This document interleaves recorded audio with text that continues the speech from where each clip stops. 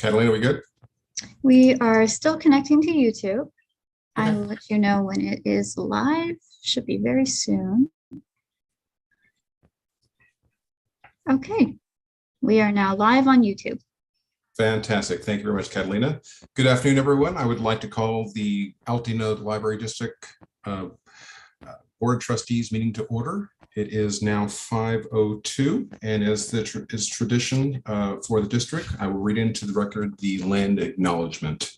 The Aldena Library District acknowledges its presence on the traditional, ancestral, and unceded land of the Gabrielino Tongva peoples.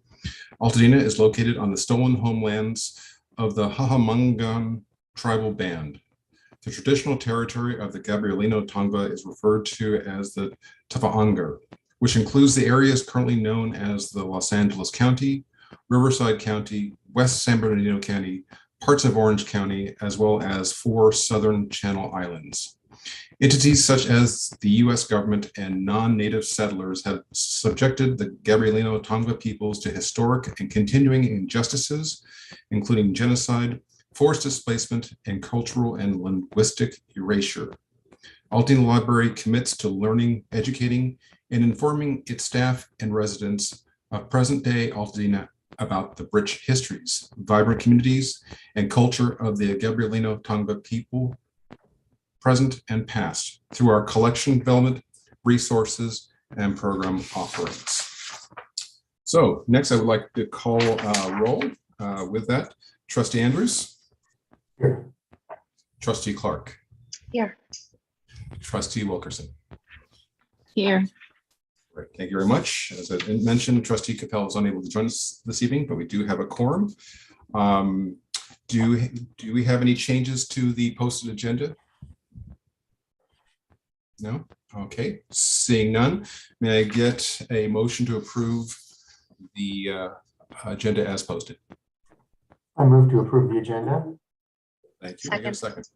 Great, thank you very much, Katie. All right, we'll take a roll call or the order, excuse me, a vote. Trustee Andrews? Aye. Trustee Clark? Aye. Trustee Wilkerson? Aye. And that's an aye vote for me. Thank you. So the agenda is now adopted. Do we have any public comment on non-agenda items, Catalina?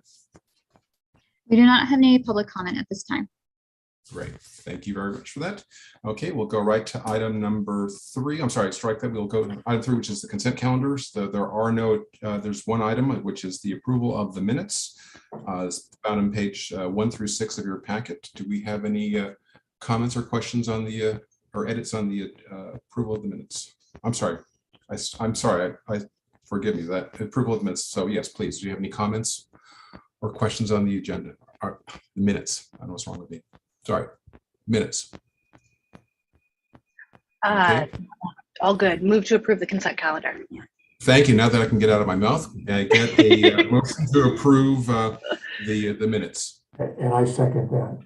Oh, great. Thank you very much. Get me out of my misery here. So I will take a vote.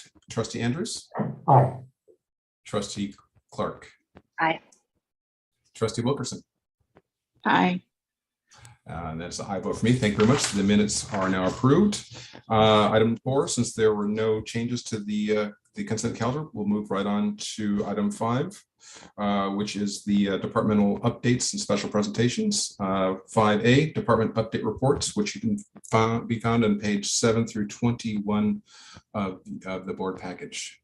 Do we have any comments or questions from the trustees? We have staff here to answer any questions you may have.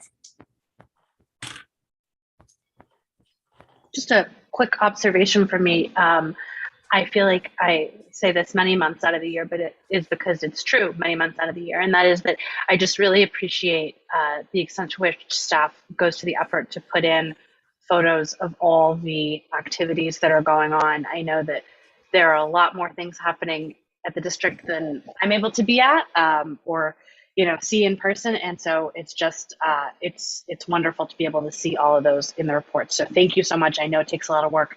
I know it takes a lot of time, but it really makes a huge difference. Great. Agree, Katie. Any other thoughts, comments, questions? I'd just like to back that up myself with the the overall quality of the submissions, and it just seems to me to be getting better every month. So thanks, everybody. For me, I don't get into the library all that much, and this is really a lifeline for me to see what's happening and the activities that are going on. Also see the growth that's occurring. It's just amazing. So thank you so much. Yeah, I would agree. I echo both what Katie and Terry said. And the other thing is I just love the fact that the people we're reaching. If you see the pictures of and the numbers, it's just we're really connecting with a broad range of Angelinos and Alteans and beyond. It's really kind of nice to be able to see such a diverse group of participants. So I appreciate that. So if there are no further questions or comments, then we will go on to the CLA report, page 22 through 24 of your package.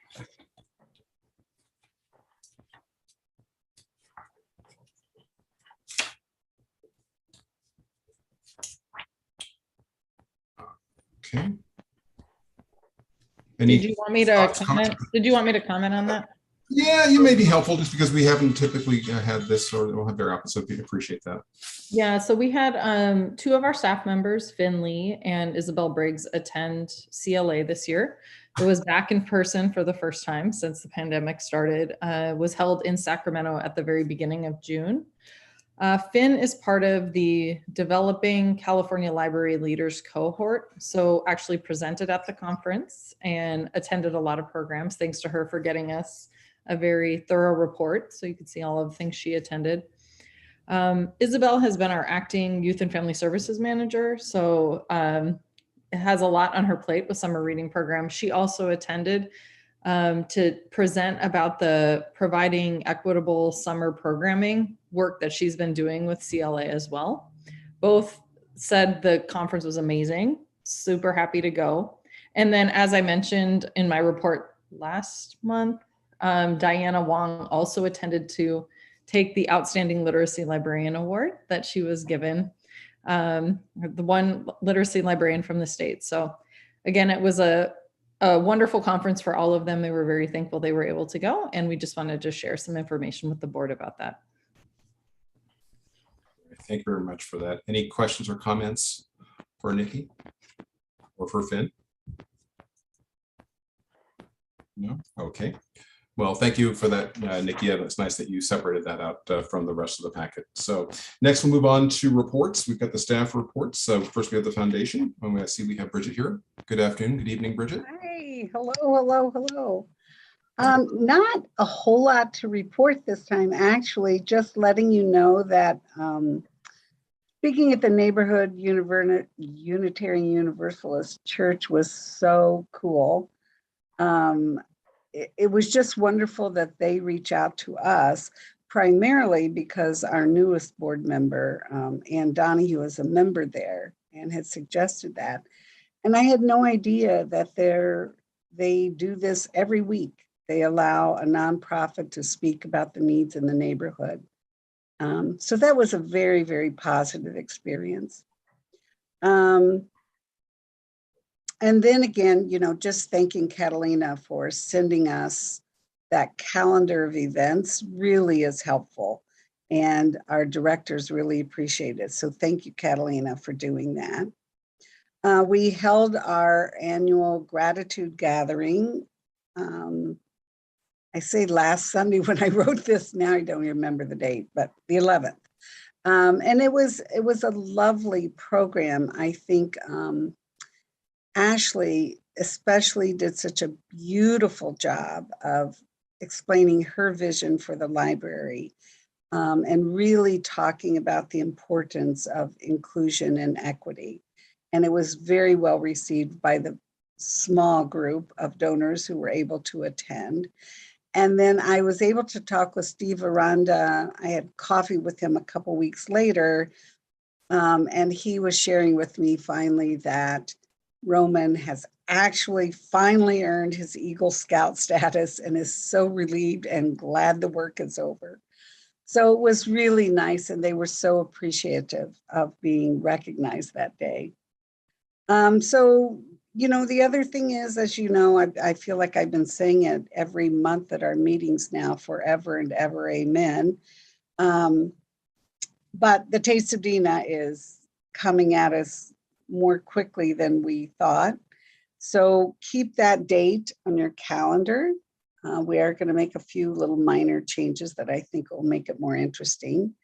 We're planning our annual planning retreat, and we are going to create a 3-year strategic plan.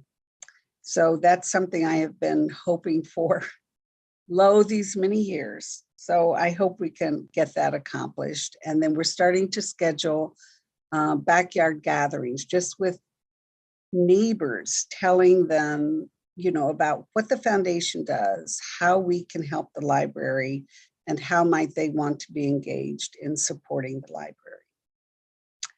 And that's it for me. Great. Thank you very much, Bridget. Any You're so questions? welcome. Yeah, just a comment from me about the gratitude gathering. It was just another, you know, classy little bit of folks getting together, and it was a nice buffet that was there and everything. And even though it was a small group, it was really heartfelt. I really enjoyed listening to Ashley myself and getting a sense of where she's from and what she does and believes in and so on.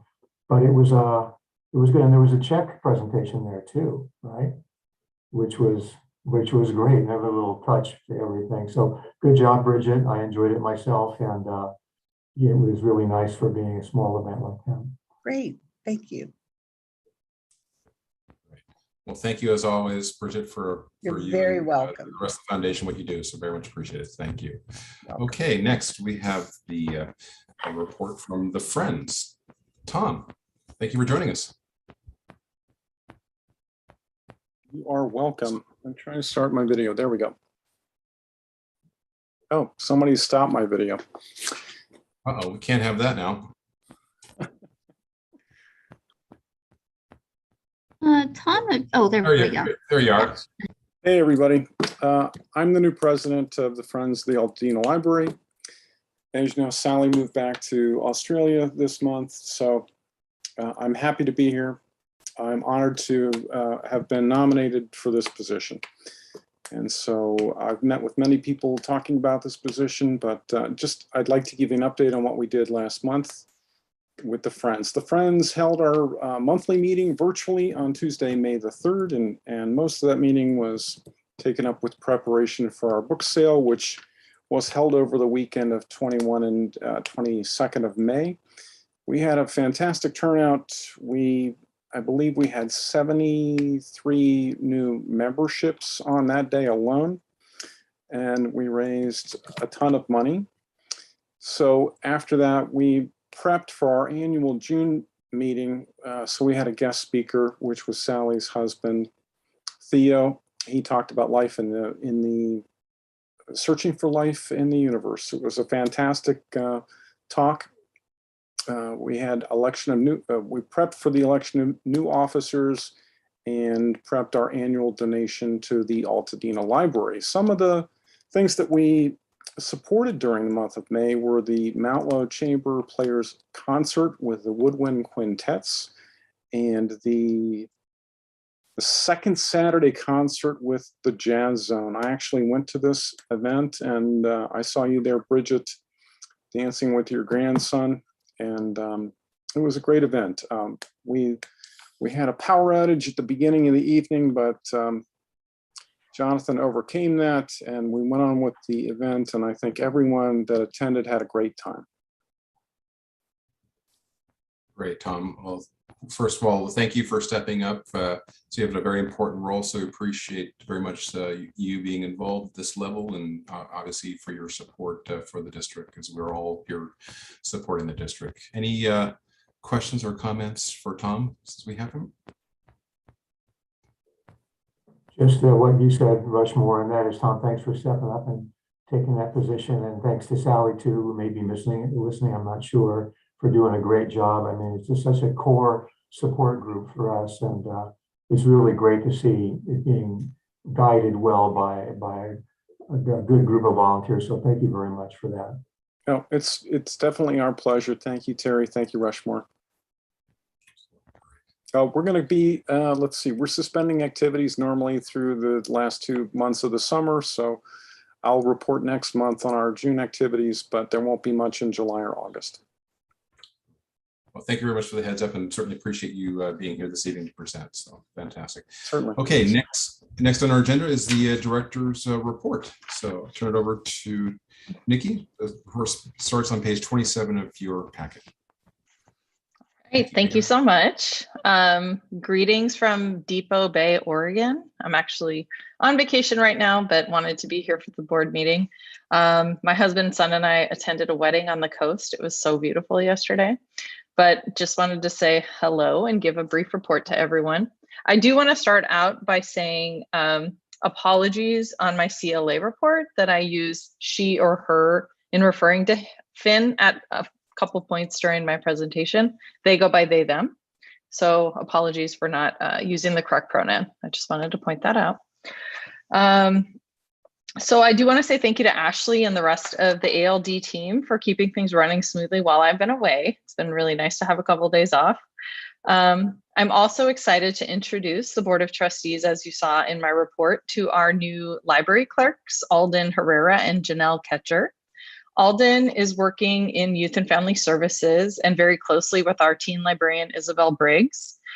She has so much energy and passion for teen services and has been such a wonderful addition to the team. So happy to introduce her. Janelle is working in adult services and is a big soccer fan. So we've talked about that a lot since she started, and brings some really unique skills in addition to being an excellent customer service employee. She's already contributing some really great ideas for potential programs. So really happy to have her join the team as well. So just wanted to highlight that. Sadly, we also just said goodbye to one of our library aides, Taimi Truong, who got a librarian position, which is wonderful, with the Inglewood Public Library System. We wish her the best in this new position where she will put her degree to work. She just finished it, I believe, in the end of 2021.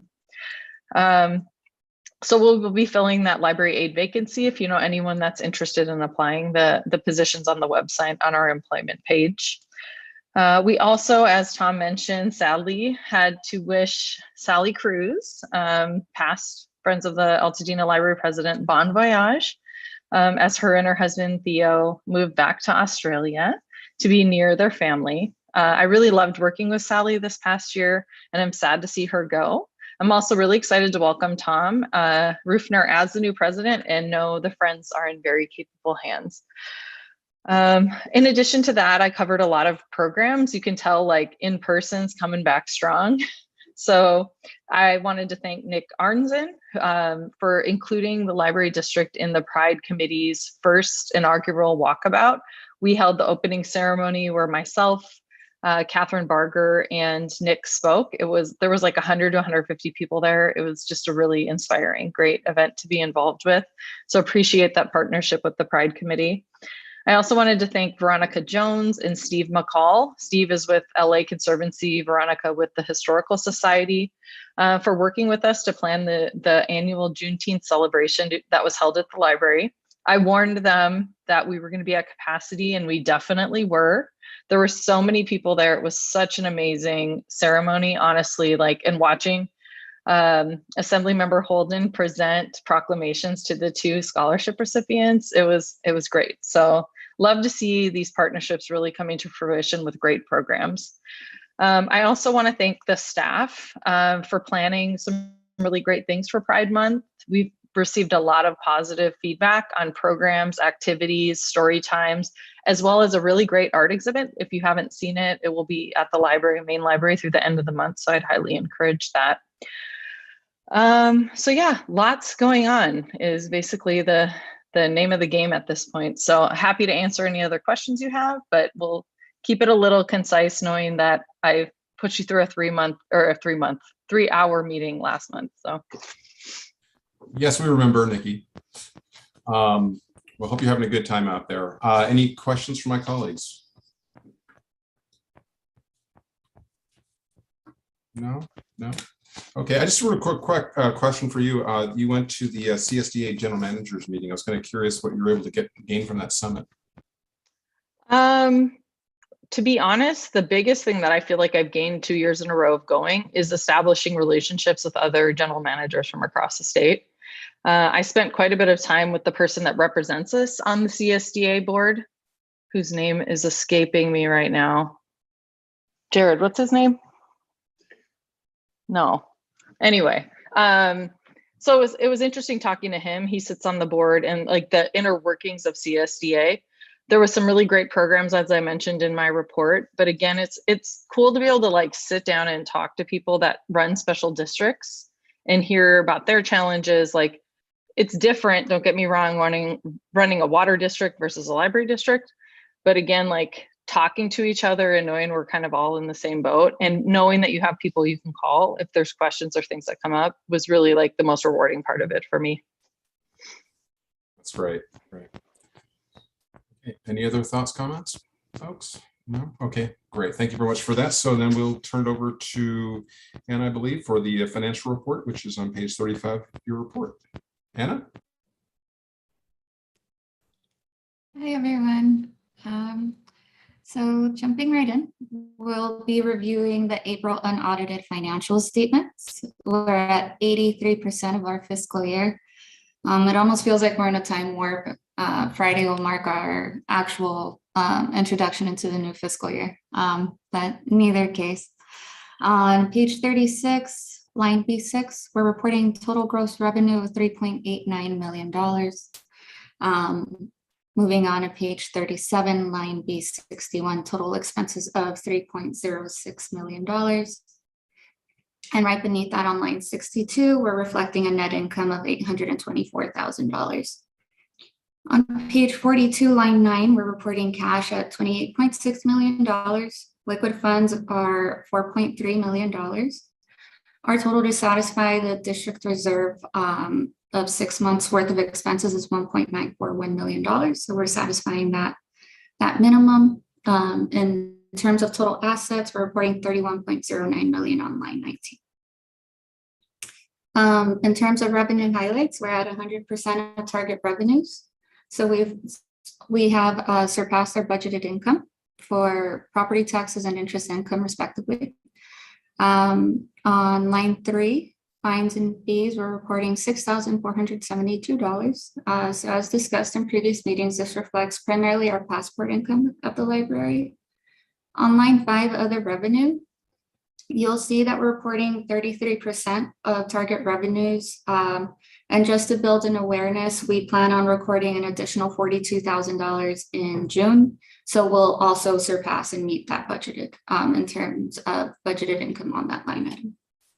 Moving on to general fund expenses. On line A24, insurance reflects a negative amount. This is due to a refund from our property insurance. A piece of our art was revalued, so it just brought down our premium. So it's just sort of insurance math that happens during the year. On line A26, we're reflecting $9,112. We typically report between $2,000 to $3,000 on this line item. And so the reason for the significant increase is collection fee paid to LA County. It's an infrequent expense, so I don't anticipate seeing that number, but I did want to explain the increase. In terms of the difference in that amount, again, we pay payroll tax fees for payroll processing for staff. On line 828, that's our facilities maintenance. That's up about $6,700 this month. And that's due to paying quarterly maintenance fees for our air conditioner, pest control, and elevator maintenance. So that's just sort of a seasonal quarterly cost for us. Moving on to line 834, that's audit and consulting. That's at $8,693. This is $3,700 less than it was prior month. So with all luck, hopefully we'll continue to see that amount decrease. On line A35, we're reporting $2,879 in legal fees, and this is primarily related to contract review. On line A53, this reflects our materials budget. We've exhausted $250,000 of that budget, and we anticipate spending that in full by the end of the fiscal year. And moving on to the capital fund expenses. This is on page 39 of your packet. On line A1, you'll see interest earned. And so this is interest earned in the money market. And that is $93. On line A10, you'll see it's a payment for project management fees. And this is paid to Rockland for $13,441. To date, we've exhausted $705,000 in bond proceeds, and this is all related to the renovation in terms of design and planning. And that concludes April financials. If there are any questions, I'm happy to address them. Great, thank you, Anna. Any questions from my colleagues? Yes, Katie. Just one quick question from me, Anna. And I apologize for not looking back at the proposed budget to answer this question. Do the payroll tax and tax collection fees that we pay to LA County, do those go up year over year? Like, are we budgeting more for that next year, or has that remained a fairly consistent cost? I'm thinking about like our election costs and other things that we pay to LA County, which do tend to increase over time. So I was curious to know how those costs have trended. I'm happy to look into that, Katie. I'll need to actually research that a little further. Yeah, but I do want to get you the correct answer. that'd be great. Yeah, this is no something to get rush, but into. just I'd be curious to know. Yeah, No, it's a very good question. Thanks. thanks. Great. Any other questions or comments, colleagues? Okay, seeing none, thank you very much, Anna. Appreciate the comprehensive report as always. Okay, next on our agenda is the standing committee reports. We have the CFD report from Terry, page 43. Terry, take it away. Thanks, Richmore. We met, our pace of meeting, as you all know, I've reported before, has slowed down a little bit. So we're now going to start moving quarterly. And that meeting took place on June the 9th, so earlier in the month. And at that meeting, we got a look at the US Bank and the way that they've invested our money when it's in this holding state right now. It was a very interesting report that was given to us by Doug Anderson of Urban Futures. We've got, as you know, over $22 million sitting in that fund. And I see, when you look at Anna's report from earlier, the revenue expense for the capital fund, and see a whopping $93 in interest earned on that $22 million plus, it makes you realize how much we need to keep an eye on how it's being invested. Those represent, as you will remember, some very low yield CDs and money market funds and so on. We got a more complete picture. And I'm sorry, I should have put some of these spreadsheets into this report to let you know what this new spreadsheet looks like. It's called the Capital Fund Reserves, and it's broken out by quarter. And it will show all of the expenses that we're incurring for that. And it'll also give us a report on what our bank balance is. So what you can do, though, to access this is go to our board packet or our meeting packet on that particular day. And it will have not only the capital fund reserves, but it will have a very detailed look at exactly how US Bank is investing our money. Most of the listings that you'll see on that statement have to do with individual bonds that they purchase as well, US Treasuries and so on. And there's a wide variety of yields and also terms on that. So it's an interesting look. But I guess the takeaway mostly from the meeting that we had that day on June the 9th is that we've got a good core document now, our committee does, to take a look at what's happening on, with the money that's dedicated to that particular fund. All of the money that we borrowed against the library's general fund to finance the early activities of the CFD have been returned now to the general fund, and we're working only on money that's in the account. So it's a good look. If you really want to do a deep dive into how things are going, how it's being spent, that's the one to take a look at. About 30% of the money that we have in our balance is being held in these low interest CDs that I mentioned before. And about 70% are in bond proceeds, US Treasury notes that are being held with a wide variety of yields and terms, as I mentioned before. One thing that hasn't been done yet is we talked about having investments into a local agency investment fund, but that hasn't happened yet. Now, I'm depending on Doug and US Bank to get back to us on what their recommendations are for that. But right now, none of that money that we have in our various investments has been put into that tranche that we talked about earlier. So kind of a rambling report on that particular meeting, but I guess the key takeaway is that the structure of this is coming together with that document that we could look at, much like you do, that we all do with our general, fund or budget balancing that we do a couple of times each year. So that being said, are there any questions about that? Any more information you'd like to get? Katie. Yeah, just one quick question. So I did go back and look at the capital fund reserve report. I read the meeting report too, but I went back and looked at it again. And I think I totally agree with you. I think it's a great report. It makes a lot of sense. It's really clear. Is the idea that capital fund reserves report will be included in board financials on a quarterly basis as well? Because I really think it should be.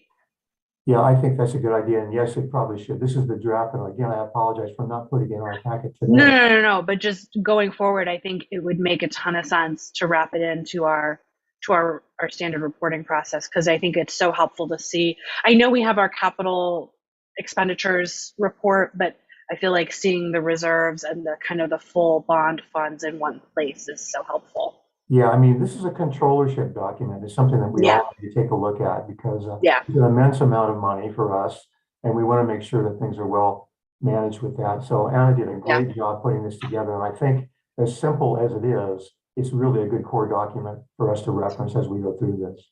I agree. Okay, great.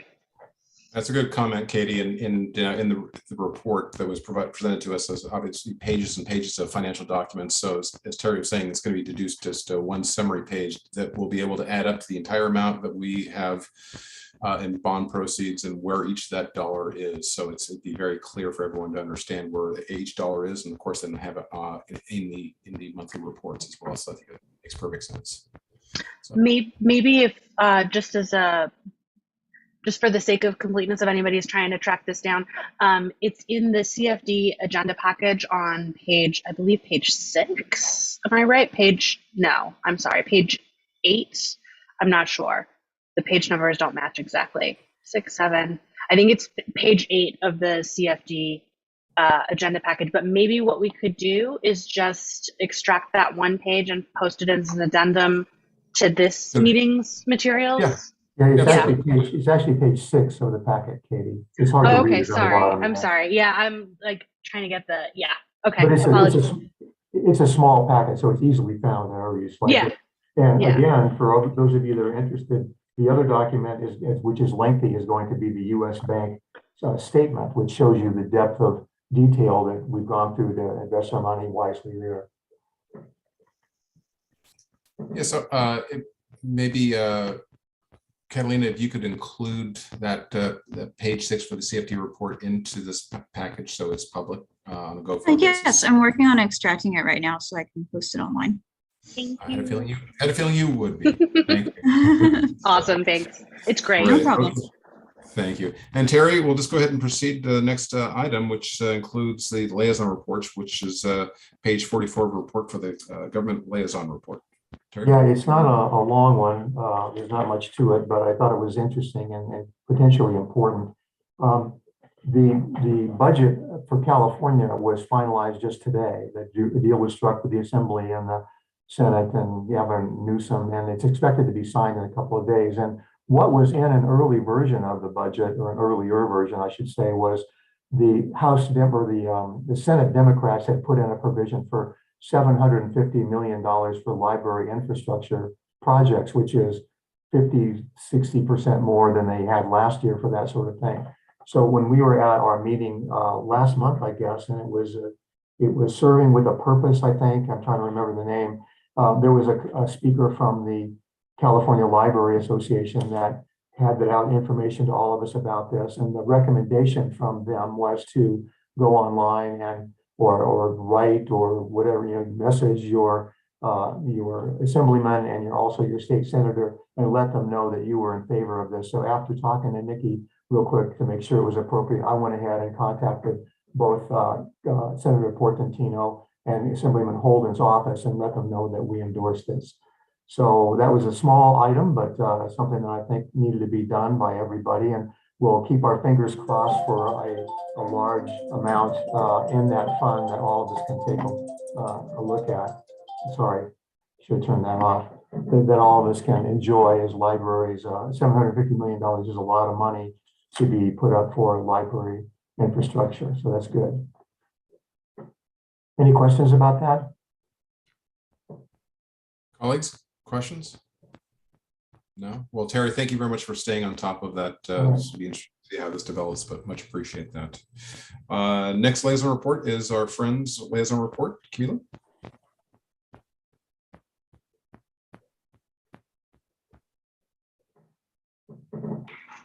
Hello, can you hear me?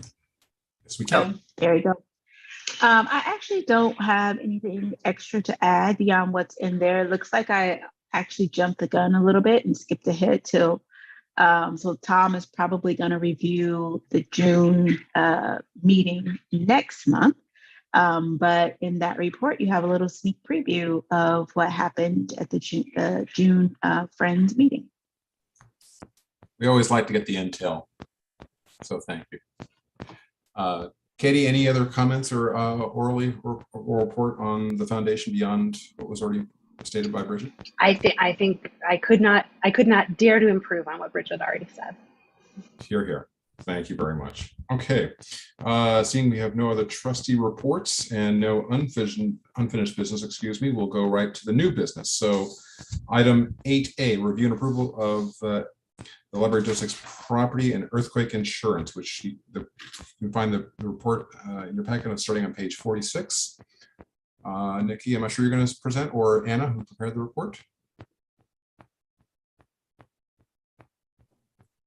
I'll go ahead and present, sure. Thanks.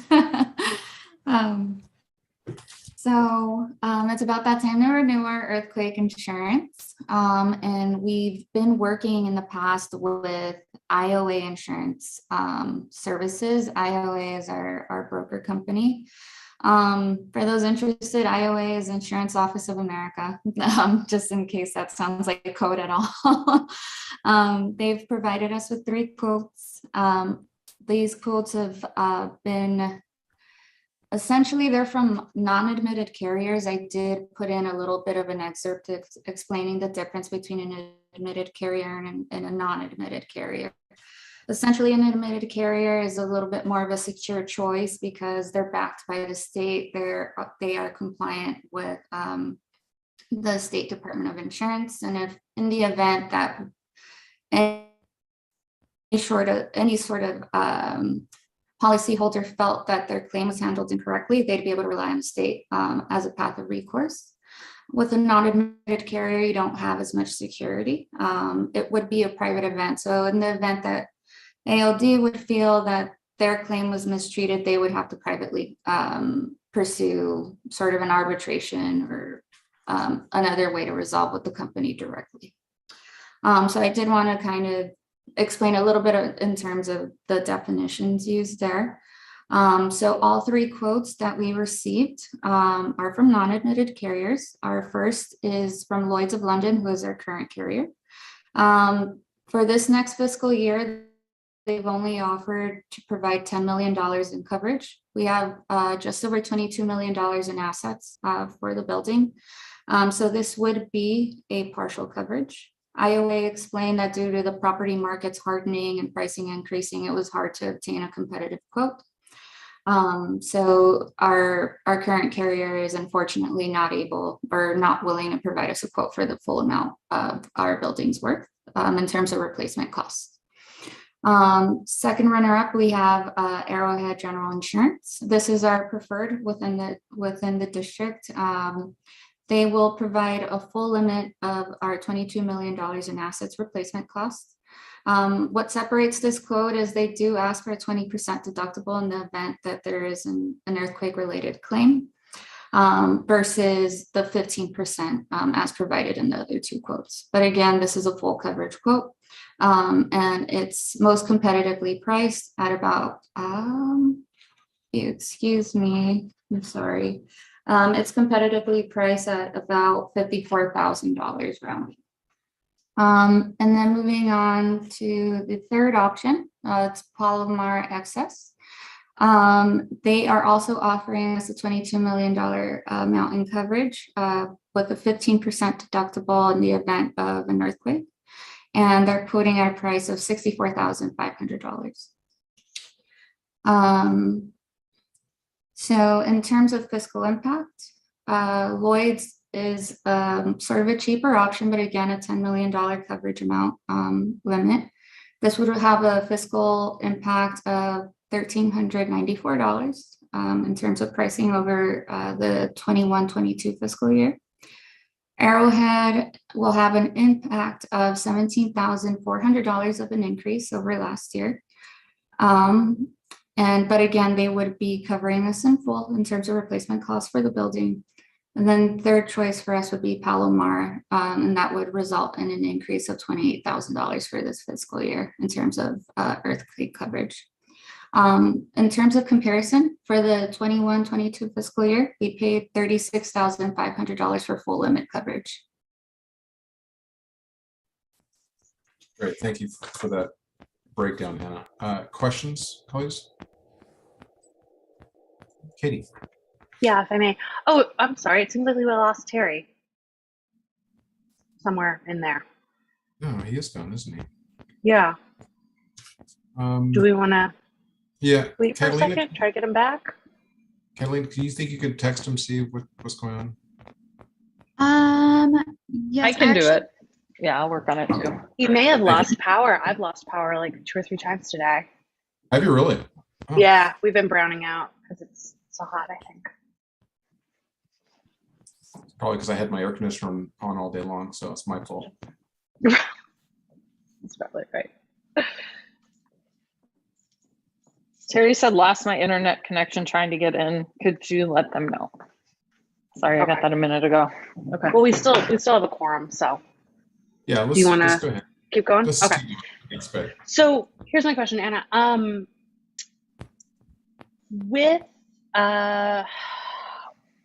With all of these non-admitted carriers, and I'm kind of pulling from memory when we did this a couple of years ago, if I recall, there basically are no admitted carriers in the state of California who will insure us. So we really don't have a choice, right, except for to use a non-admitted carrier.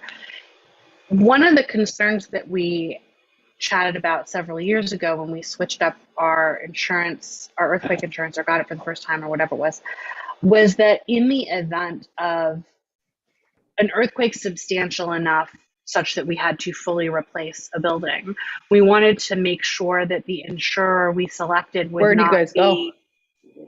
Oh, was that a question, Nikki? Nikki, we can hear you. We wanted to make sure that whatever insurer we selected would basically not be kind of overwhelmed and effectively bankrupted by insurance claims such that we would be at the very bottom of the list. So granted, there are no like RFPs or anything in here, but could you just tell us a little bit about Arrowhead, what their background is, what their sort of, kind of solvency situation is? Like, we all know Lloyd's of London is a, global brand, but I have to admit, I'm not as familiar with Arrowhead or Palomar. So could you speak to those a little bit? Sure. In terms of longevity, I mean, I've had experience in other commercial buildings that I've been a part of in terms of like for-profit companies. Arrowhead has been around, from what I understand, a significant amount of years, but in terms of, it's not like a mom and pop shop where, you're kind of going into like this corner store of a cheaper option. They're a viable company in terms of how long they've been around. I could definitely provide a little bit more of a background, but they are a company that I've in the past been exposed to working with other industries. They do have sort of like a general liability is what we've used them in the past for.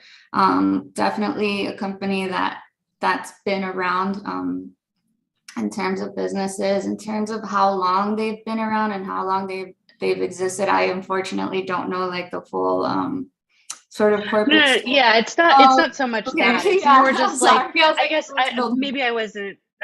I'm sure I didn't phrase my question clearly. I think what I'm asking more is like,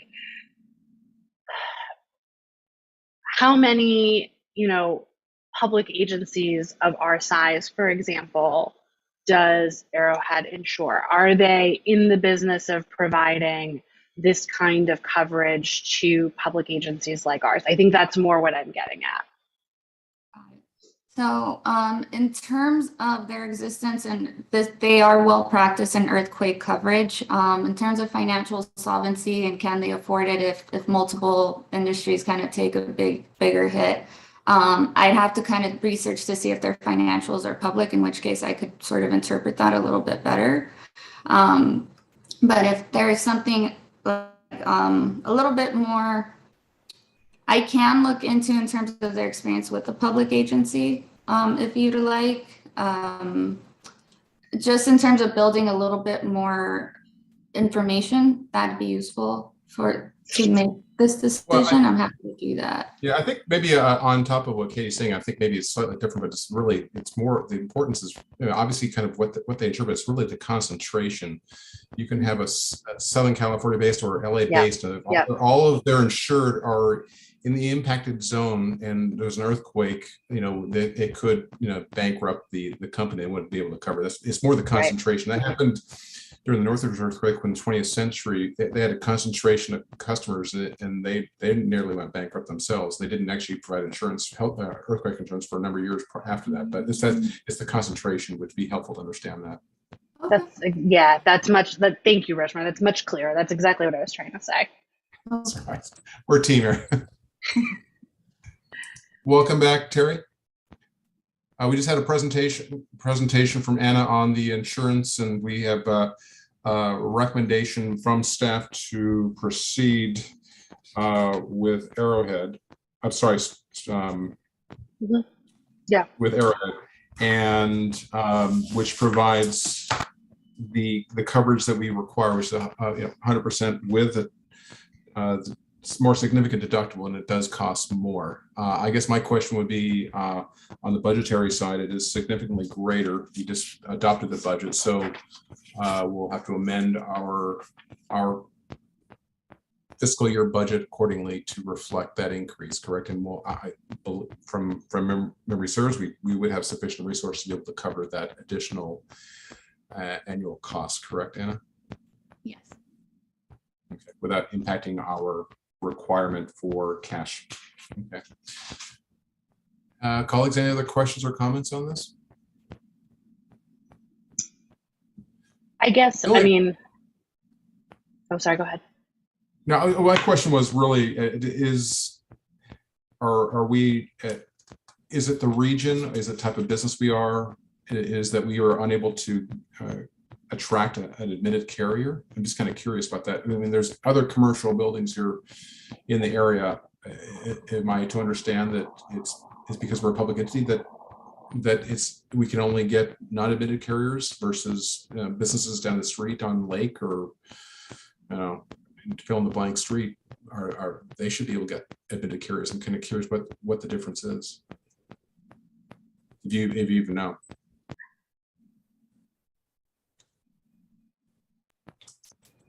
Yeah.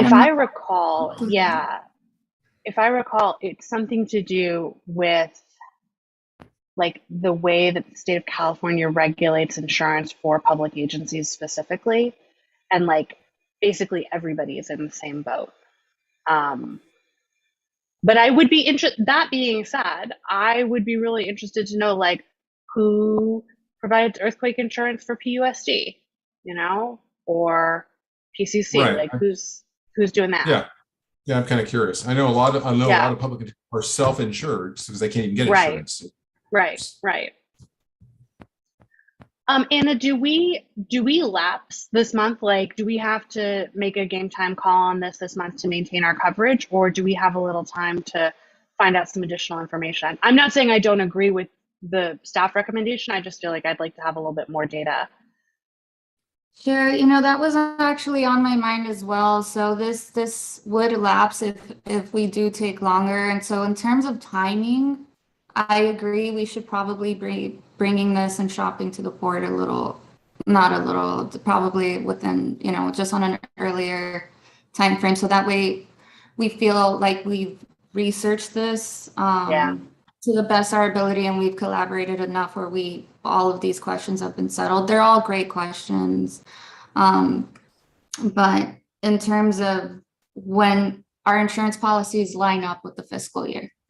Okay. Yeah. So we are pressed for time. Yeah. But I mean, in terms of historically, we have gone with non-admitted carriers. In terms of the ins and outs of the why, that's something I'd have to research. This is a little bit more involved than I have been with insurance in my past. And really, it's just more along the lines of why, what the type of insurance carrier a different public entity may have, or agency, sorry, may have, is something that I could definitely keep on my radar in terms of shopping.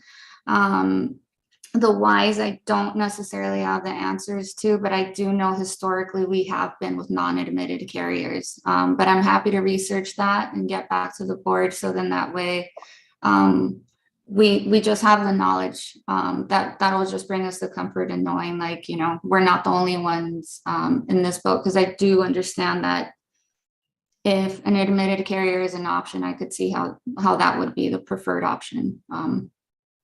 I know there's a board report on this hanging around somewhere in board packages from like 2019 or 2020 when we did this for the first time, because we either, and I'm embarrassed that I'm not recalling now, but we either like didn't have earthquake insurance at all, or we had some policy that was woefully inadequate. And so we went through all of this to get earthquake insurance for the first time. And there was a whole investigation into the whole admitted, non-admitted carriers. Now that may have the economics of that or the landscape of that may have changed since then, but I do know that that might at least be a place to start, because I know we looked into this a few years ago. And that was definitely the case then. There was just it wasn't possible to get the level of coverage we needed. I mean, it was something laughably small that admitted carriers were willing to do. Well, we had a insurance broker helping the district staff with this, and I think that we can get some of those questions answered in the ensuing months, so that prepares us for discussion for the subsequent fiscal year. Because this is a one-year contract, so we can at least so I suggest, colleagues, that we move forward with this, and just with some instructions to come back earlier in the process, so that we can not that there's anything wrong with the quote, it's just more so we can be more informed. So great. Agreed. With that, if there are no more questions, may I get a motion to approve the insurance policy as presented in the board report? So moved. Thank you. I get a second. Second. Thank you, Katie. I will take that matter to a vote. So strike that. Any other further questions or comments on the motion that's been moved? No, seeing none, we'll take it to a vote. Trustee Andrews.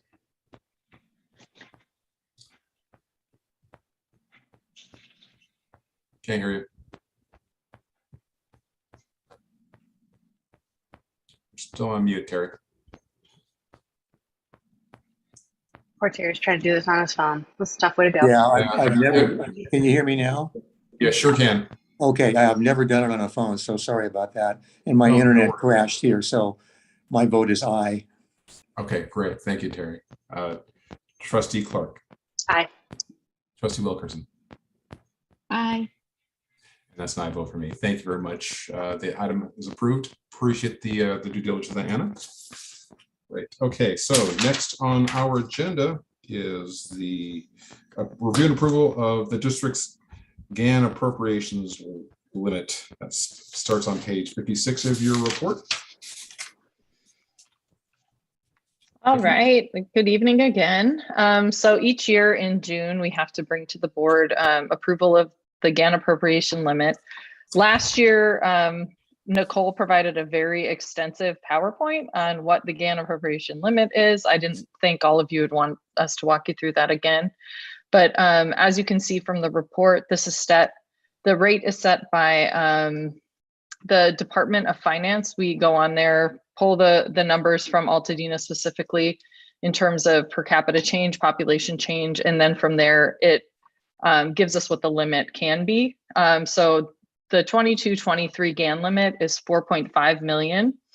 As you can see from the budget that we approved last month, we put that at 3.9. So we're almost 600,000 below what the limit that we were set at. So again, we're just recommending that you approve this appropriation limit for us for 22-23. And like I mentioned, we're much under what we are allowed to spend. Happy to answer any questions, hopefully. Great, thank you for that. Any questions, comments, colleagues? I've got one quick question, and this is just a kind of technical question from ignorance. Does the GAN limit include our bond debt service tax levies? Do you know what I mean? Like, no, it doesn't. It's just the property tax, right? It's only that. That's what I thought, but yes, it says all taxes levied by and for, so I wasn't sure if it included all of our like personal tax stuff.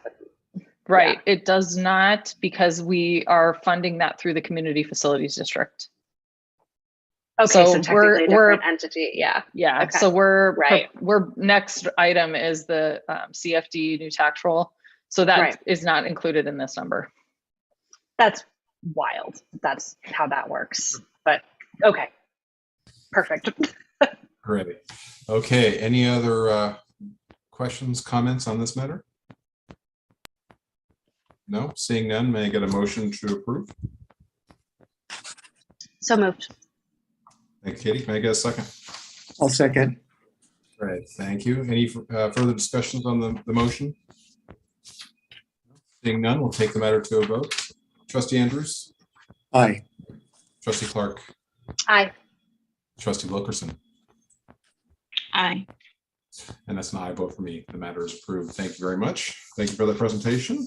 All right, next on the agenda is the resolution to prepare CFD new tax roll. This starts on page 58 of your board package. Nikki? Yeah, so as you can see in the board package, it's simply the resolution that was put together by NBS, which is our CFD administration firm.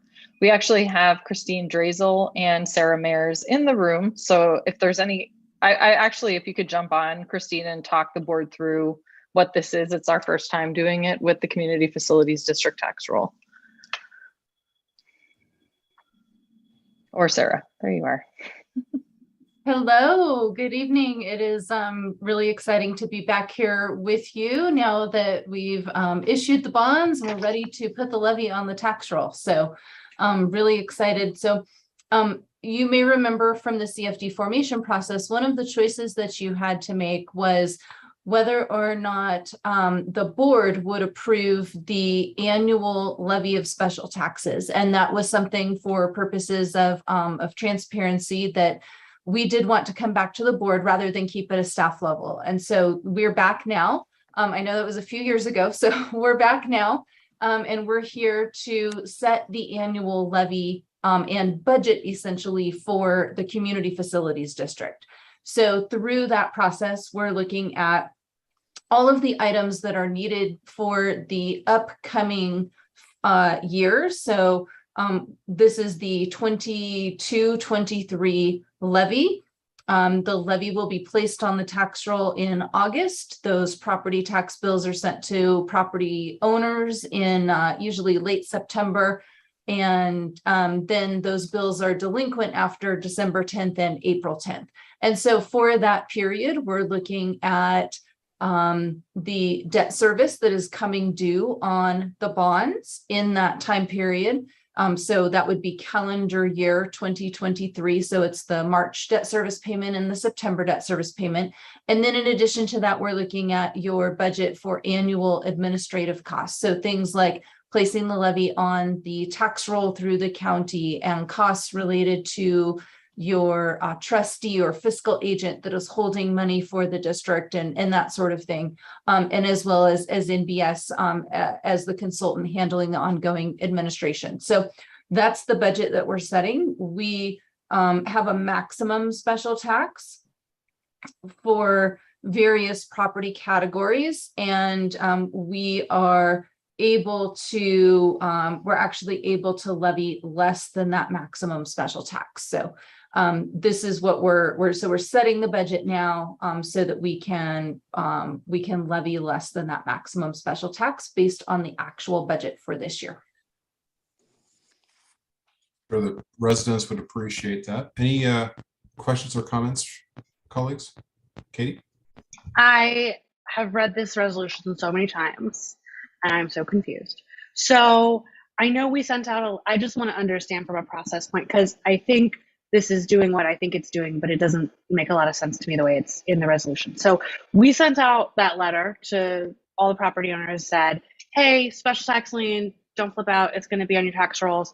These are the rates that we're estimating for 22-23. We sent them to the website. We said we're estimating that the 22-23 rate for single family residential property is going to be somewhere around point, it's 4 and a bit cents, like almost 5 cents per square foot. So where in the resolution does it say that? Because I see it says we're levying the special tax in section 6 at 10 cents per square foot, which is not that. So I'm confused about where that is. I had asked the same question actually of Christine, and from what she let me know, what we put on the website, just to give people an idea of what it would look like, won't be finalized until sometime in July or August. So that's why there's not rates that we can set and include with this resolution, but correct me if I'm wrong, Christine. Yes, so once the final roll comes from the county, then we'll make any kind of changes to parcels. Sorry, my camera is not working. I'm not sure why, but and so we don't want to put in a rate right now. And then once we get the final budget complete, I know we're waiting for the district to put in their admin fees and things. I sent that over to Nikki last week. Once we get all of that, then we'll have the final numbers, but that won't be until mid-July where we'll have the numbers and everything finalized. Then why are we passing this resolution now? Why don't we just pass a resolution in July when we have the real numbers? So this is setting the maximum rate. We always, in the resolution each year, will set what the max rate could be each year. So that way, if something comes up and we do have to levy at the max rate, we're covered. So we always just keep it at the max rate each year, is how we put it in the resolution. Well, it seems to, in many ways, defeat the purpose of bringing it to the board every year if it's just going to be the max rate every year. Why? I guess it to me is not meeting our goal of transparency if we're saying we're passing a resolution that says it's the max rate, but stay tuned, it might not be. I don't know. It doesn't, do you know what I'm saying?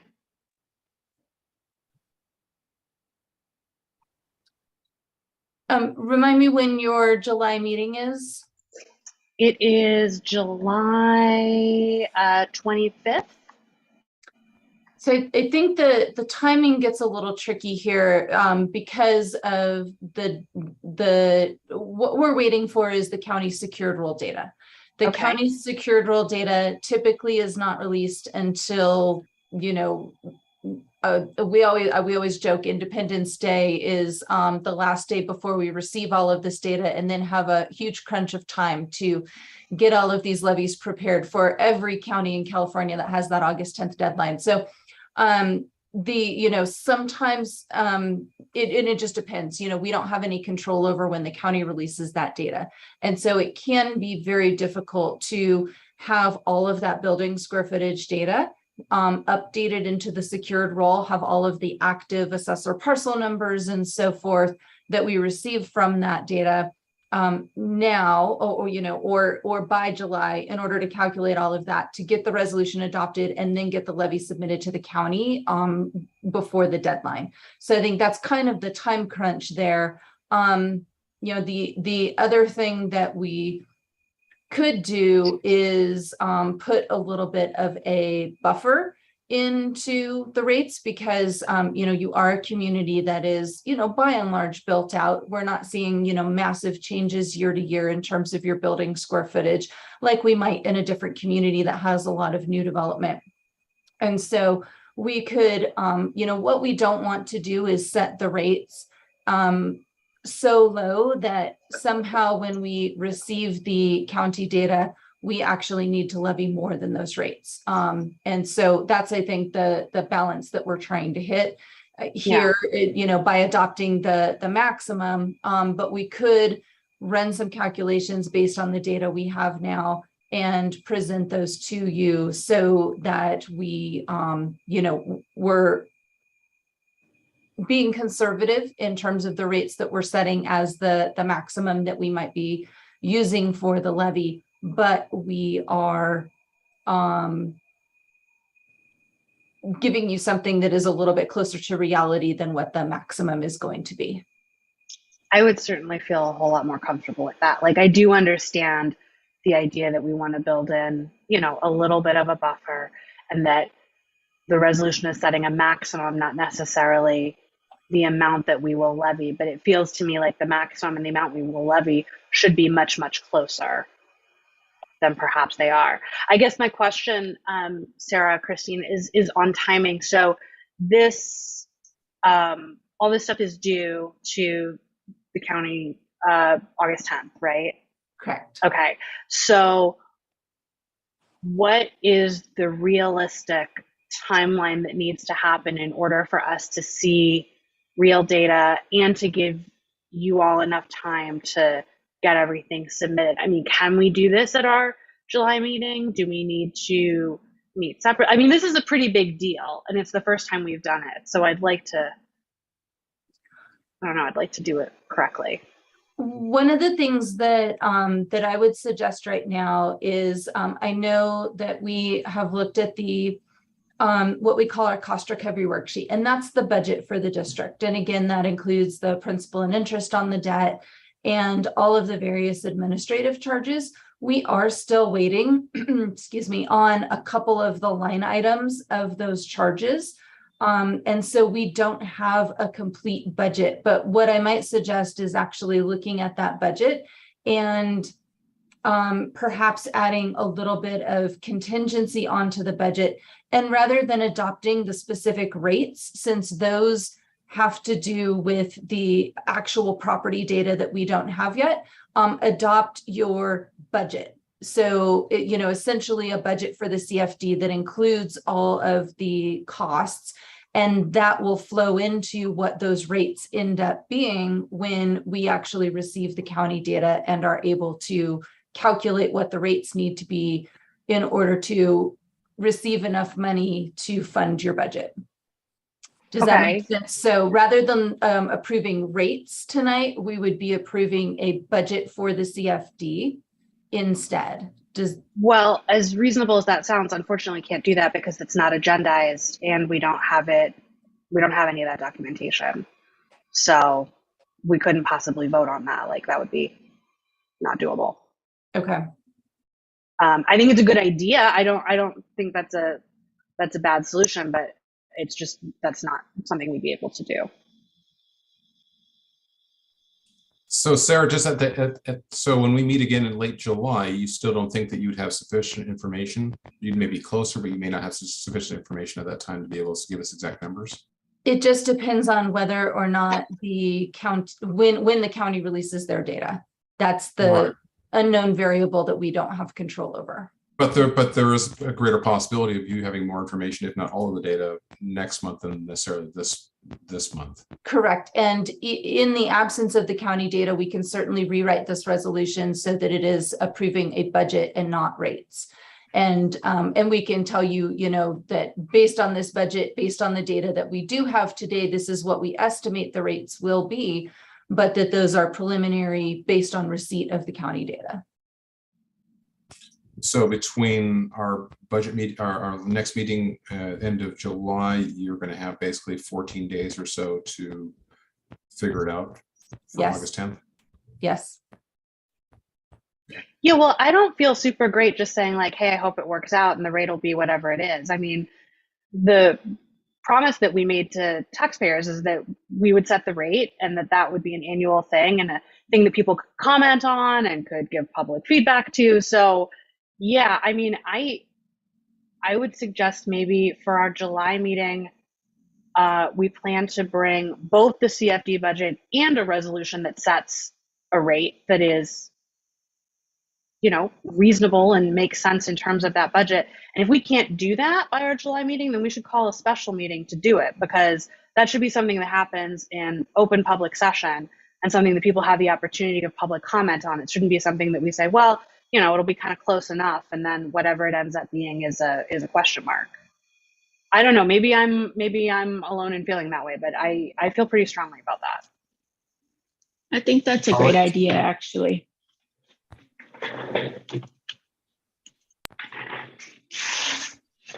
Terry? Thoughts? No. I would agree. I think we should push this back. If there's no, it doesn't sound like it's a timing issue if we do this in our next regularly scheduled meeting in July, but the importance of providing that level of transparency, maybe it's something we have to do on a go-forward basis, but certainly the first time around, subsequent to the bonds being issued and this notice going out, you know, it's incumbent upon us to provide the greatest level of transparency as possible. If it means we have to meet on August 9th, we're going to have the final information before we hit send, maybe that's what we have to do. And ideally, it would be the last meeting in July, but I think it's certainly important because that's what we've all signed up for, the transparency. Also, as a point of procedure going forward, this seems like the sort of thing that should flow through the CFD committee and then to the board, right? That the CFD committee should, I don't know, at some point in April or May, see a budget for the CFD for the coming year. There should be a discussion about rates that should be vetted by the CFD committee. It should then come to the board in maybe May or June. I understand that like the specific property data isn't available until after July 1, but you know what I'm saying? Like as a matter of more due diligence. I don't know. I'm not trying to like volunteer more work for the CFD committee, but just in terms of process. Procedurally, that does make sense, I believe. And it is Terry, you're the chair, so I won't speak for you, but seems logical. But what we have on the table right now is this resolution that, you know, it doesn't sound like the four of us are comfortable moving forward as is, and I think we'll wait till the July meeting, and hopefully we have all the information available at our hands. But you know, be ready to meet in, you know, the first week of August if necessary, once all the final information is available, so that we can pass the resolution with the known numbers that have to be submitted to the county. You know, it's not ideal, but you know, first time around, I think this is appropriate. So So I'm not going to hear. I don't think I'm going to hear a motion to move this item. So I think that will be the. I'm going to move to I'm going to move to postpone. I'm going to move to postpone resolution. Sorry, I went back up. Move to postpone resolution 2022-09 to the July regular Board of Trustees meeting, or should we not have sufficient information to the next possible special meeting date thereafter? Okay, the motion's been presented. Is there a second? All right. Second. Great, thank you. Any further discussion on that matter? Seeing none, we'll take the matter to a vote. Trustee Andrews. Aye. All right. Trustee Clark. Aye. Trustee Wilkerson. Aye. And I vote for me. Thank you very much for that. Sarah and Christine, appreciate the presentation, but please understand our perspective. So we want to do this correctly, and hopefully, again, we have that information available for the July meeting. If not, then we're prepared to come back in early August as necessary. So thank you very much for that, and I appreciate colleagues for that lively discussion. I think it was apparent, it's apparent that we were trying to do everything you can to provide transparency. So, Katie, appreciate. Yeah, I want to. Yeah, thank you so much, Katie. I was prepared to abstain because I was trying to process and understand what was really going on. So I appreciate the discussion. Yeah. Well, and I Okay. get that there are real constraints, right? Like, I don't think that Sarah and Christine's job is easy by any stretch of the imagination. So we'll figure out the right balance between getting the data and making sure that we're providing, you know, an opportunity for everybody who might want to comment or participate or weigh in on that discussion to do so. Exactly. Okay, the next item then is 8D, resolution to prepare new tax roll, which is on page 60. Okay, so this resolution comes to the board every June as well. This one, we're able to set the rate for the parcel tax that, as you all know, was voted on and approved in 2014. As you're all aware, rates have gone up. The rate increase this year was much more substantial than last year with inflation and everything that's going on with the CPI.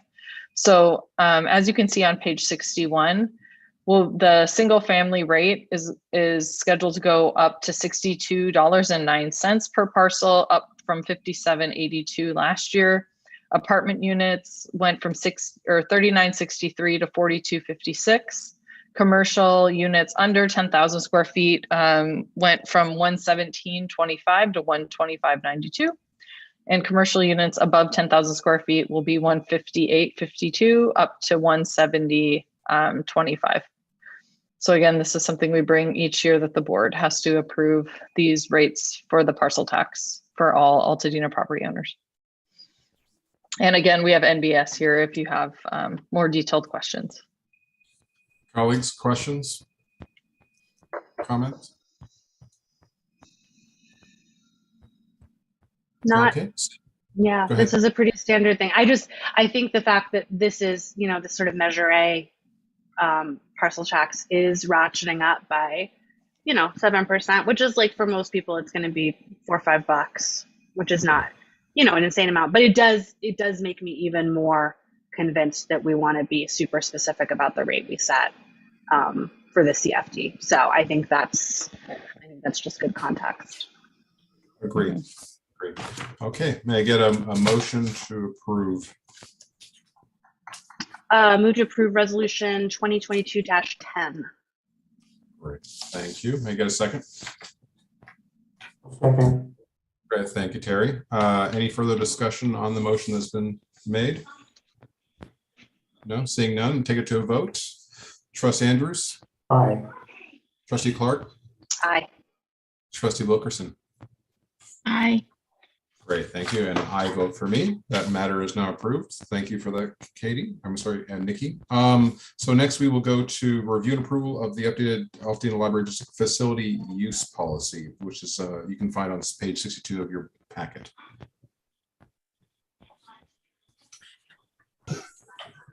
Sure. Ashley, you going to present? Hey, good evening, board.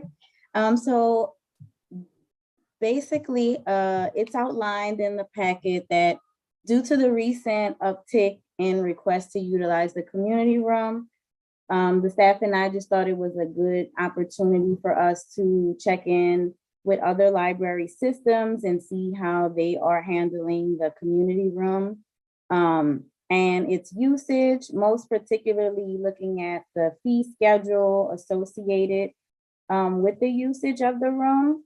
So we focused on adding a fee schedule to the policy, as well as putting some limitations surrounding private and social events and celebrations. While we are happy that members of the community are happy to get together again in person, due to it just being one large room that the staff also uses for programming, we thought it was just, again, a good opportunity to revise our policy just to make things a little more streamlined. Any questions? Great. Thank you for that, Ashley. Questions? Katie. A couple of questions. So right now, what percentage of users pay for using the community room? Right now, with the policy that's currently in place, there are no fees associated Okay. with the use of the community room, which makes it all the more popular because other places in the community are charging, as well as other library systems. I guess what I'm trying to wrap my brain around is, isn't that one of our essential functions, is to provide a space that's available to people? I mean, I don't really have an issue charging commercial or for-profit users if they want to book the community room. That seems fine, but I don't know. It seems super problematic to me that we're, saying that if you're a local community organizing group or something that's working for the good of Altadena, that you have to pay to use the community room when you already pay taxes. And it's, I don't know. I don't love it. I could speak a little bit more to that and say that Yeah, when we please. partner with an organization, for example, we just partnered with Historical Society to put on the Juneteenth event.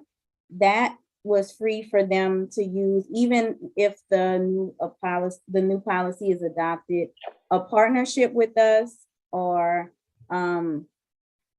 depending on the program, it would be free. But in terms of people who just want to put on like their own random programming, because we've been getting requests for those as well, then that's where fees are associated. And again, that's just modeling what we're seeing other library systems do, just to kind of keep control over the use of the program, especially when it doesn't benefit the library. It's more of just a benefit to the actual person.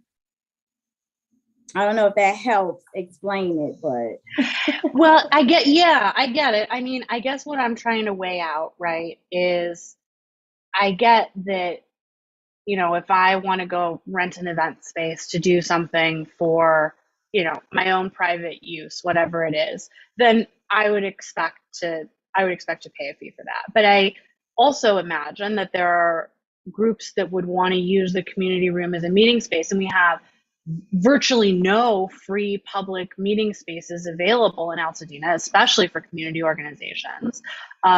It seems antithetical to our mission that we would charge them money to do that, especially if the express purpose of charging money is to gatekeep usage. Like, that feels super problematic.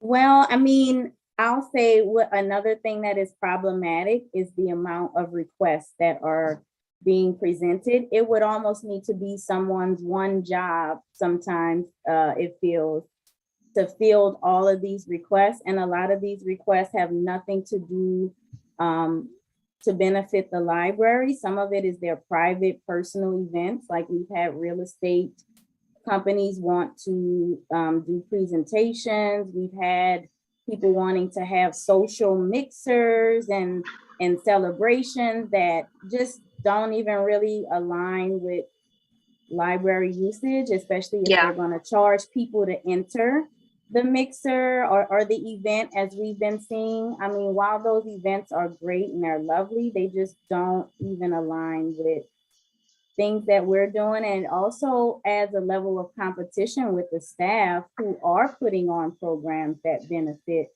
the community, as opposed to a community member that is not. I mean, I do understand where you're coming from and wanting to offer it for free, as we have been. It just opens the door to an unlimited amount of events that makes it hard to make them align with what we're doing at the library. And it just fills up the calendar, where then staff have to figure out where they need to host a program just to accommodate these events. But I see Nikki has joined the room because she has watched how the past few weeks have been fielding these requests. So I'm happy to turn it to her for a moment. Yeah, I'll just to add to what Ashley's saying. To your point, Katie, it's a problem of supply versus demand. The demand is extremely high and there's very low supply in terms of meeting space in the community. When I started, and granted, I was only there 4 months before we went closed in pandemic mode, but I don't believe we hosted almost hardly anybody because there was not space because of how much programming that we did in the community space. So, and that's not to say we can't partner or sponsor programs if we choose to do so, because that program, that nonprofit aligns with our mission, our vision, our values, then it would be a free usage. But it's just really difficult right now with the volume of requests that Ashley is dealing with. And like Ashley mentioned, we looked at like 5 or 6 other library systems and what they're doing as well. I know in my past experience, nonprofits did pay. It was a lower rate. Maybe we could talk about reducing that fee if that's something that would be more amenable to the board. I'd be curious to hear what some of the other board members have to say. I just wanted to provide a little bit more context because there's not a lot of meeting space in Altadena. I'm aware of that. I think that's one of our driving forces right now with the renovation of the main library, as well as Bob Lucas, is to be able to have more space. But right now it's like we can barely even fit in our library programming. Then on top of it, having like endless requests. Ashley's phone is ringing off the hook practically trying to use the spaces. Camila. I have a question about event versus like meeting. So would you say, Ashley and Nikki, that it would be, like you mentioned, it would need to be someone's job to kind of surf through these requests? Would it be too much for the current library staff to have to sort through, like when someone wants to have like a meeting where, like I know there's study group rooms or, where there needed to be more individuals versus hosting an event in order to, because I could see like not charging for wanting to just have space to host a meeting for something versus holding an event, that might be, for example, a party or something like that. For example, I had my baby shower at the South Pasadena community room and we paid for that and I was fine with that. That's an event or a party versus having somewhere to have like a confidential, quiet type of meeting. Would that be too much to have to parse out those two things? Is it a meeting versus is it an event? We charge for events. We don't charge for using the room as, for a meeting or something like that. Does that make sense? Yes, it does.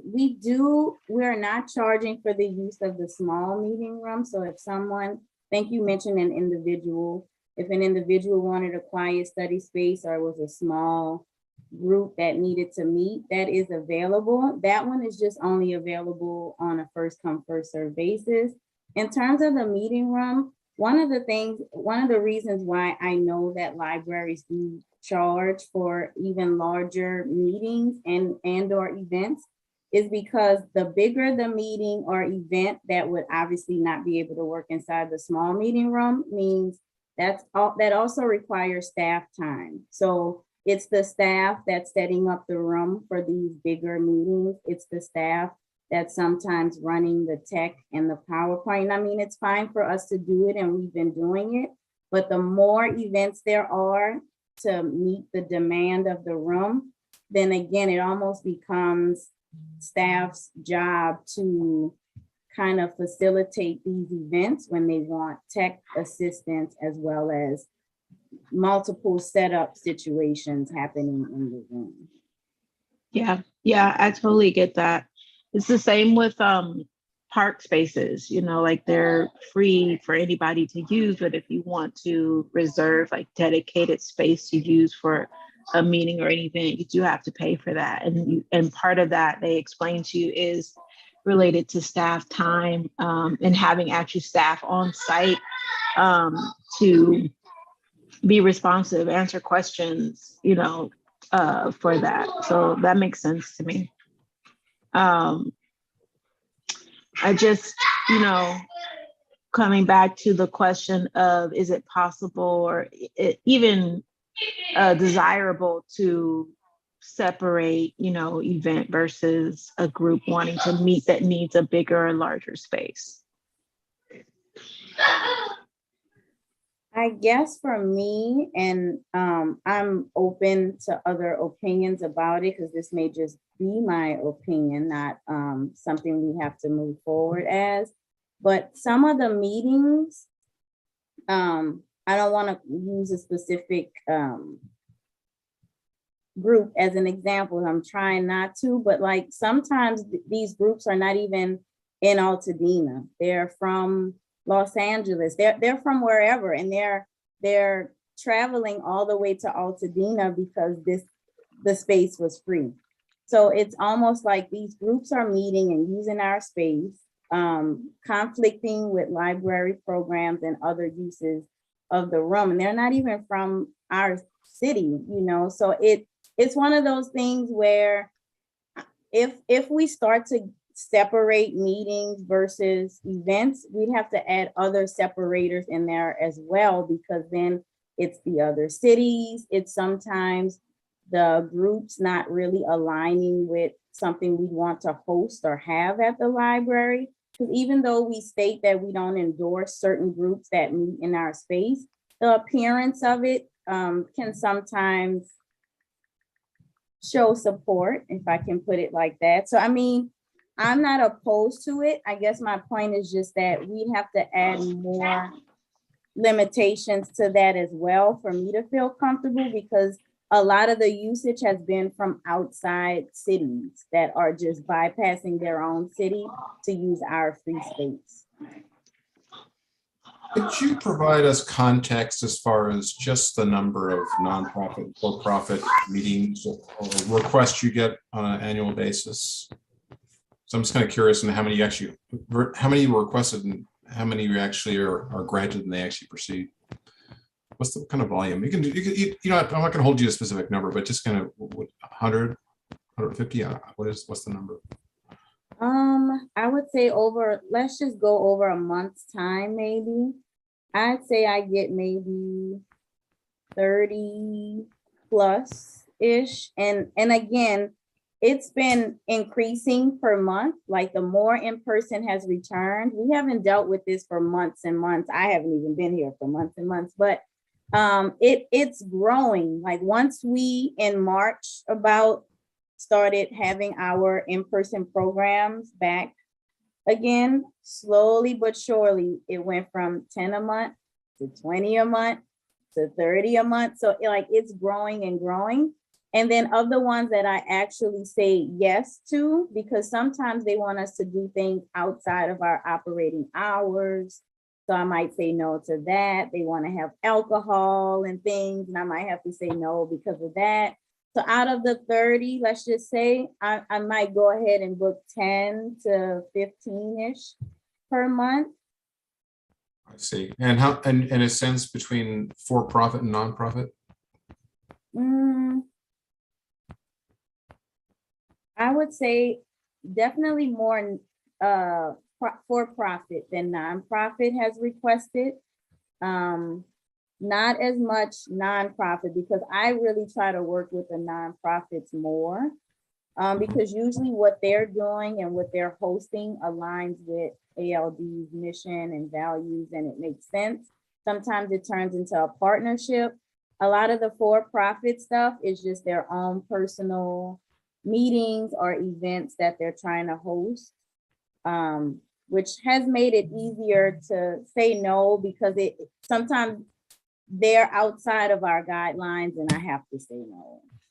And so when we do grant meetings or use of the space, that includes utilization of our furniture, I'm assuming, if they want, and then do we set it up for them based on the configurations that they want, and or helping them set up the AAV equipment? Yes, that includes all of that, as well as I've been incorporating a walkthrough for each person or each group prior to the actual day of, just so that we test out the tech and make sure that everything works fine. So again, this is another chunk of staff time being devoted to the setup and facilitation of it. Before and after, and maybe sometimes during, I would imagine. Yes. I see Katie's Okay, hand. so Katie, I'm gonna turn it back to you. You had your hand up. Yeah, so I really appreciate you walking us through the mechanics of this. And I mean,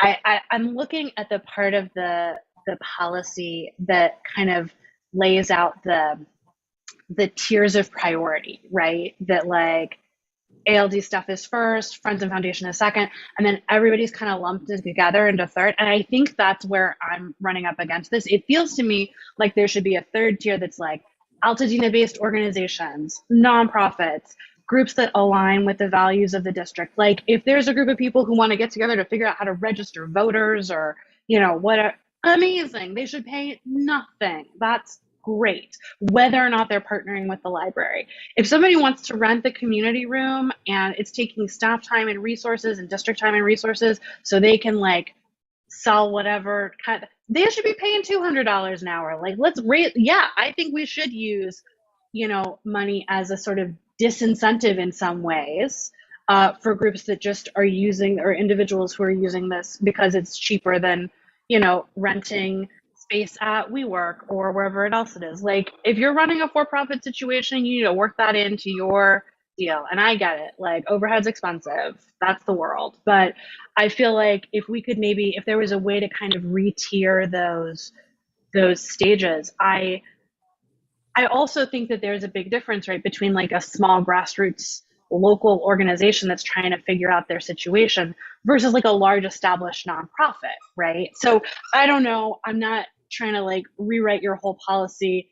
There's so much in here that I totally agree with. I feel like there is that level of distinction. I think I heard you say that as well. It sounds like you're already doing that, you know, in the way that you're approving requests. Yes, but and so I wanted to add, that's why I can lower my hand now.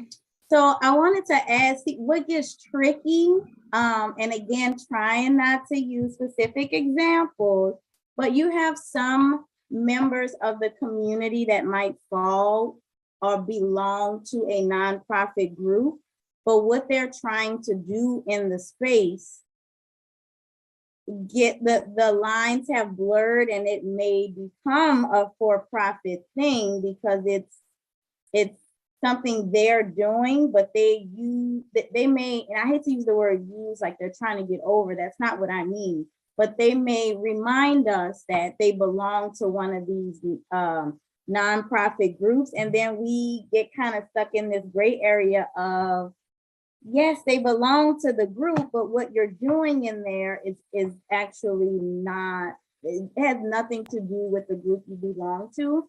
So then the policy had to back up me saying no, otherwise it looks like I'm saying no to something that you said I had to be nonprofit. I do belong to this nonprofit group. However, like I said, just to be repetitive, what they're doing in the room may not align with that. So we have to write it in such a way, if we do move forward with the revision, that protects from those type of things, because it has happened and we have been forced to allow things to occur in the room just because of the association with a nonprofit, if that makes sense.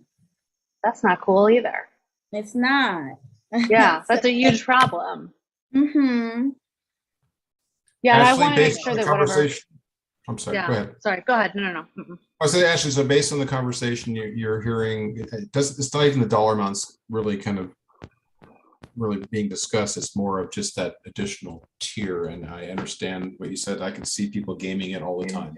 So, and I'm also sensitive to the staff demands, and it is ever present. And we've got but to that end, based on what you've heard, is there a third option perhaps? And then, you know, also, do you have sufficient language in here to separately to deny a request? Because it's somewhat, I want to make sure you have sufficient language in there that gives you the appropriate framework to rely on as to the reason for a denial. So that's a separate topic, but maybe there's something that you could noodle that would perhaps provide a level of comfort where we would be charging nonprofits if, depending on location or certain elements of what they intend to do. I'm not sure how you vet that if they're gaming the system. The dollar amount's necessary. It's almost it's the principle of the matter more than the dollar amount.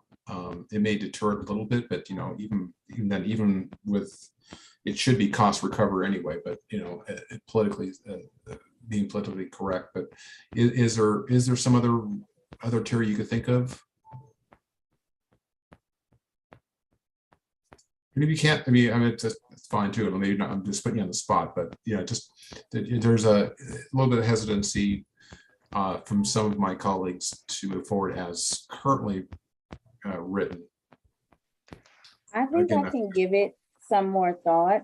It just probably would add even more guidelines to it, just as you mentioned, to protect us and have that ability to prevent as much playing the system. And I hate to call it that because I don't always tend to think that that's what people are trying to do, but it can sometimes feel like that when it's happening. So, but I definitely can reconsider. Yeah, and it's just to that end, colleagues. So by having that additional language in there, it's going to require vetting. It's kind of a little more intel because we can't necessarily believe what they're going to say. So they're going to have to do some research. So it's not just to get an application and pay your $50 or you get it for free. They're going to have to do their due diligence on whatever tier we're going to create. So it may appease us on one level, but it's going to create an additional layer of work for the team has to review it. But I just throw it out there. Camila. I was just going to mention that I think that I would not be interested in adding that additional level of work for the team to have to go through that extensive vetting. And so to that end, I would ask Ashley, do you feel like based on what you've experienced so far, do you feel like the policy as it's written meets your needs in terms of does what exactly that you wanted to do to kind of use that word disincentivize, certain groups or individuals or whatnot from using the room and provide some structure and guidelines for those who might want to use the spaces? Because if that's the case, then I'm scared. Then I'm comfortable with the policy as it is. I think it does, just because we have taken a while to review and compare to other systems, as well as review the things that have been occurring and to kind of help us draft this. We also took a look at some of the previous ALD policies where there was a fee schedule involved. We kind of are just reinstating what was already previously being done. So I feel pretty confident about the policy. We also had staff weigh in on it. So it wasn't just something that a few people took a look at. The entire ALD staff reviewed this and stood by the policy. Terry, you have your hand up. Yeah, I'll just weigh in here. I think keeping it simple and just having a charge and telling people what it is the way to go. When you think about it, if we were, the minute we start using resources from the library to help with this and we're not charging an appropriate amount, it turns a little bit. And could that be the library helping, using public money to, move the agendas of other institutions? So I think, especially since other libraries are doing it this way, that the way it's written works pretty well for me. I don't see any need to mess with it too much at all. Okay. Any further questions or comments on this? Okay. All right. Do we have the report before us? Is there a motion? Rushmore, if I may. Yes. I feel like one thing that I always ask myself when I read a policy is not so much, do I think that it's going to be implemented in a way that aligns with our values now, but the policy as it's written now doesn't actually outline the kind of discretion that you're talking about, Ashley. And I think that's my problem, right? That the policy, if it were to be interpreted by another person, there is absolutely room within this policy to say we're going to prioritize booking, commercial uses because it represents a revenue stream for the district. And that's a decision that would be completely within the bounds of this policy. So I think my objection to the policy as it exists is not that I disagree with making all of the choices that I think you're already making, just that it does not outline the sort of philosophical stance that I think underlies those decisions. And I think it's really important that that be included. So I don't feel like I can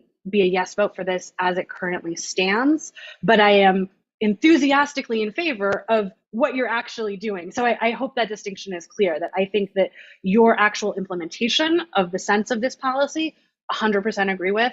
The policy as it's written doesn't actually spell that out. Okay, Katie, anything else on that matter? No.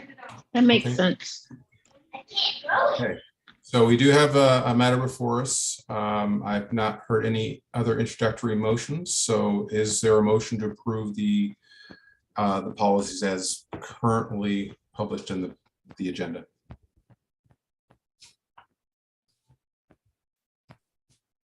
I would move we approve this policy the way it's written now. Is there a second? Yes. Sorry, I was seconding. That's all right. Thank you very much, Camila. Okay, any further discussion on the motion that's been made?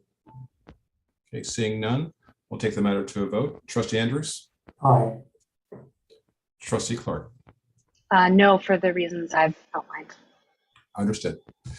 Trustee Wilkerson? Yes. Thank you. That's a high vote for me. The matter is approved 3-1. Thank you very much, Ashley, for that presentation. And we trust that you and your team will utilize the guidelines properly and do it as transparently as you possibly can. Thank you very much. Okay. Next item on the agenda is the review and approval of the Board of Trustee meeting calendar for fiscal year 22-23, which is item 69 of your board report. Yes, I'll just speak briefly. We publish this each year just to kind of outline the kinds of things that we want to make sure are regularly put on the agendas throughout the year. One of the more significant changes from last year was in going through the audit this year. We moved auditor bids, which we're supposed to do every 3 years, from I think it was April, based on recommendation from Ide Bailey, to put that in January, because you need ample time to be able to hire them to get the audit going. By the way, we're already rolling on the audit. It's going to be early this year, which is exciting. Otherwise, it's pretty standard. If there's any changes that you feel we need to implement before you guys vote, please let us know. But this is pretty, very accurate as to how we're currently bringing things forward to the board throughout the year. Thank you, Nikki. Questions, comments, colleagues? Okay, seeing none, may I get a motion to approve? So moved. Thank Oh, I'm you. so sorry. I didn't speak quickly enough. Rushmore. I'm sorry, you have a question? Yeah, I don't have a question. I have a suggestion, or I'm wondering if you should add something to it. And I'm so sorry I didn't get my button going there until late. But is there a space on this calendar for a look at the CFD too quarterly, the way that we talked about before? Or is that something we might just want to blend into the budget redos that we do? We're talking about the calendar now, right? Yes, yeah, we are talking about the calendar. We don't include the standing committee meetings or updates. I believe that's just something that if the standing committee meets, then a report would be provided. Correct me if I'm wrong, Katie or Rushmore. But this is like the annual type of things that we need to make sure that we're bringing to the full board is on this list, not necessarily those quarterly updates that might come out of the standing committee. Right. This is for the district itself versus necessarily the trustees and. Okay. Good. Just asking. Right. Well, good question nonetheless. So that being said, may I get a motion to approve? Yeah, so moved. Oh, thank you, Katie. Second. I'll second. Second. Great. Thank you, Terry. All right. Any further discussion on the motion? Seeing none, let's take the matter to a vote. Trustee Andrews. Aye. Trustee Clark. Aye. Trustee Wilkerson. Aye. And that's an aye vote for me. Thank you very much. The trustee calendar for 22-23 has now been approved. Okay, now to the next item. Once again, it's the review and approval of resolution 2022-11 to extend the provisions of resolution 2021-05 authorizing remote teleconference meetings of legislative bodies of the Altean Library District from July 1 to July 31st. That matter is on page 70 of your board report. Questions, comments, colleagues?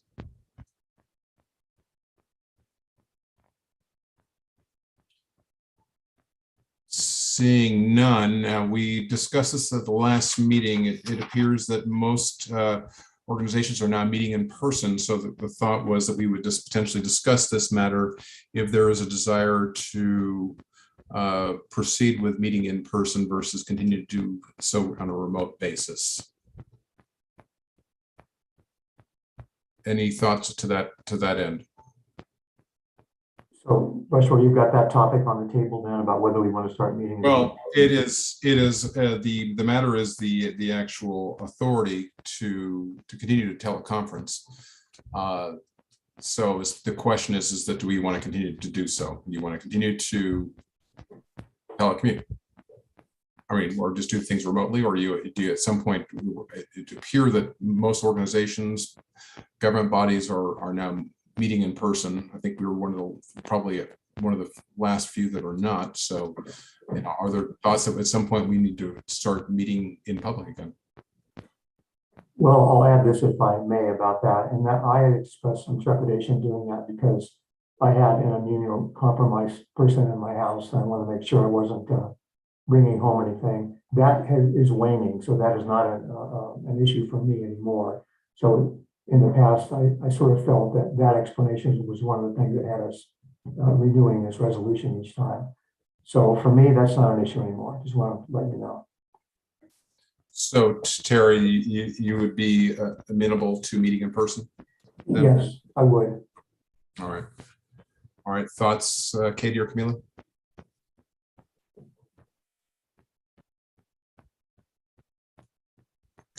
I'm curious if there's going to be an opportunity to talk about how to do that in a responsible, safe way, so that I think if that's my only comment, like I'm fine with meeting in person, and if we're going to do that, then before we do that, I think we should have a conversation about what that looks like. Well, let's, Nikki, can you jump in for a moment and just talk about what kind of provisions that can be provided to ensure, one, the safety of not only the board trustees, the staff, but also potential visitors or people who want to participate in meeting in person, and also potentially providing a means by which that people could continue to participate remotely in the meeting. So they have public comment either on an agenda item or a non-agenda item via telephone, perhaps. Yeah, as Rushmore and I have actually discussed allowing people to continue to call in if they aren't able to come in person. I've also been working with our IT manager, David Zierba, on what potentially a hybrid model could look like. He's in the room, so I'm going to let him speak to, because we've already been thinking about if this happens, what it's going to look like and how we can make sure to do it in a safely distanced manner. So to speak specifically to the technology components, as I understand, there were measures taken in the past to be able to handle the hybrid model, at least as far as the streaming. So if we were to allow for public comments, that could be done through our YouTube channel. We also have the capacity to be able to allow for public comments to be able to join the meeting directly through video and sound. as well as the phone component that you were talking about earlier. As far as safety and space concerns, we can definitely space out the room. We have some different technology that we can utilize to make it distanced but still safe enough. I would definitely need to review what technology we have and just ensure that it's all possible. But I do have some ideas on how to make it work, either with the methods that we were using previously before I was on board, but also in addition to that, some other options as well may require purchasing, but I think we have the existing equipment to be able to manage it as it stands now. Thank you, David. Camila, you had asked the question. It was a great question. What kind of precautions, in addition to David going back and determining what additional equipment may be necessary to accommodate residents participate remotely and spacing out the room. Any other thoughts or concerns? No, it was just the comment was that there is thought and concern about how we do it versus like, all right, let's get together. Right. That all sounds great and appropriate, and I'm on board. Okay. All right. Katie, any thoughts or comments? Yeah, I mean, so I'll be super upfront about kind of my situation. So my husband is immunocompromised, super high risk, and I have been dealing with really aggressive long COVID since December. It has continued to sort of knock me back in ways that have been really, really difficult. And so I have to be super careful about my own rate of exposure, just for lots and lots of health reasons. So my concerns are basically just how do we do this in a way that is safe, and also how do we set up contingencies if, it sounds like for members of the public who might want to participate, we're thinking through that, but God, every meeting or call I've had this week or last week, it feels like it started with somebody saying, yeah, I got COVID last week, or I got exposed, or I'm sick.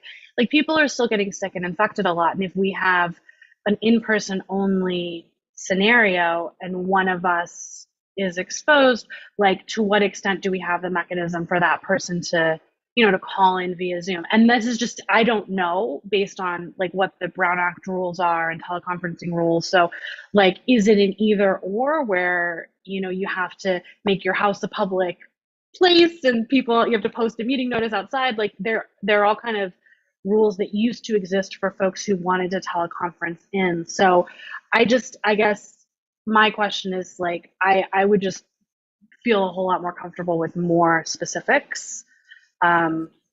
Relative to the Brown Act, in the event that one or more of the trustees was unable to attend in person, whether they could participate remotely in the whole public space piece, public meeting spaces. Yeah, like just how would that all work, right? Because like people are going to keep getting COVID. Like that's going to keep happening. It's not going to go away. So how do we, account for that? Yeah, I understand, and I think that all of us want to ensure the safety of everyone involved, and again, the staff, the trustees, and any of the people that are attending in public that want to participate in these important meetings.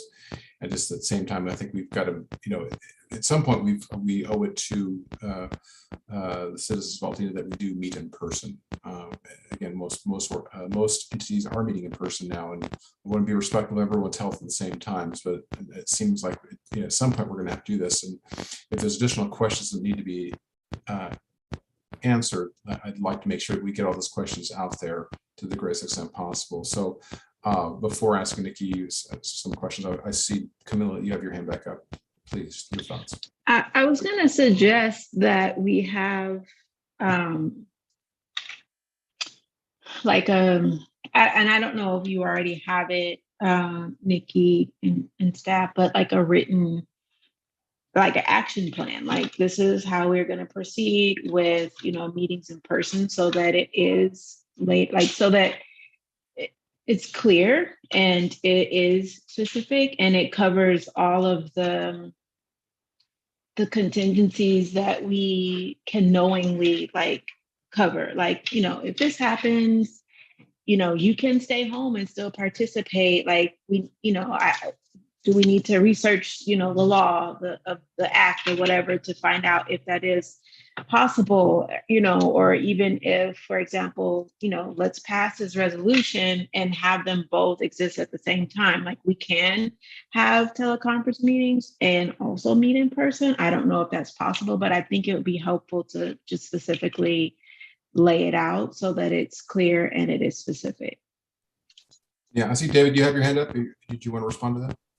Well, I wanted to speak specifically just to say that as far as a technology aspect goes, it sounded like there was some question about the capabilities of that. And I can say that the models that we are currently looking at, because of our conversation last meeting, we should be able to handle a hybrid where if, you know, obviously I don't know the legal aspects of what we're talking about specifically without having looked at it, but at least from a technological standpoint, we should be able to accommodate a hybrid approach where some may be remote, but then others in person. So I just wanted to speak to that specifically. From a technical standpoint. Thank you, David. Nikki, there's some questions, and I don't expect you to answer them now. And you know, we don't. It looks like we've lost Terry, and we, you know, of course, we don't have Jason here either. But maybe there is some thoughts about how we could have this framed, at least how other organizations are doing this to ensure that all that are involved in person are protected, as well as the Brown Act and how they can participate remotely. Yeah, my understanding is, and with some of the meetings, and I'm sure you also sit on boards, is like with us as being a governing body, if we have the resolution in place, you're allowed to have the hybrid. But if we don't continue to adopt the resolution every 30 days, then it has to move back in person. So my recommendation would be to pass the resolution with, and if you want to direct staff that next month in July, we'll be meeting in person with the ability to have trustees that can't join in person attend hybrid, you know, so like David said, we've been exploring that technology. That would be what I think we should do. And then if you'd like, after because I don't want us to not pass it and then we're like tying our hands. I can talk more thoroughly with our attorney, Rich Egger, just to make sure that that's correct. It doesn't prevent us from having in-person meetings by having the resolution in place, because like, who knows, like if a standing committee or another committee wants to continue meeting virtually, as long as we have this resolution in place, then we can do that until the state of emergency is lifted. Because like, for example, Southern California Library Cooperative have been doing in-person meetings the last like we meet every 2 months with the ability to have members join virtually without having to publish their address, as Katie mentioned. So that would be my recommendation. And again, direct us if that's the way you want to go, and we'll make it a hybrid situation for July. Great. Thank you for that, Nikki. So because we've lost Harry as well, I'm going to suggest that we pass the resolution. I'll ask for a motion, but I'd like to maybe have something written so we can have this for the next trustee meeting remotely. And then we'll discuss to make sure that we're addressing everyone's concerns to the greatest extent possible. And again, once again, you know, have the resolution on the agenda, but also then vet any kind of, you know, stopgap measures, any procedures that we should be incorporating to protect everyone's health and safety. Does that sound good to you, Camila and Katie? Seems reasonable. Yeah. Okay, great. Okay, that being said, can I get a motion to approve resolution number 2022-11? So moved. I'll second. Thank you. With that, we'll take that matter to a vote of the three of us. Trustee Clark. Aye. Trustee Wilkerson. Aye.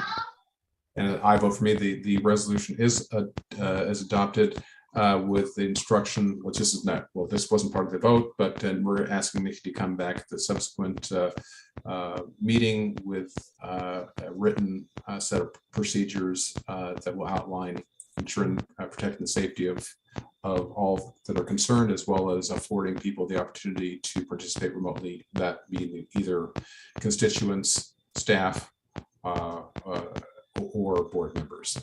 So thank you very much for that. Okay. I don't see any governance matters, so it looks like we are. Do we have any agenda items or announcements for that either of you have? No. Okay. Yes, Nikki. Yeah. Sorry. So as I put in my board report last month or the month before, I've been working with the two new poets laureate on their plan and their budget for this next year. And one of the things they asked me was if we could talk to the board about the board actually appointing them, because then there would be an ability for them to apply for certain grants as poets that are appointed by a governing body.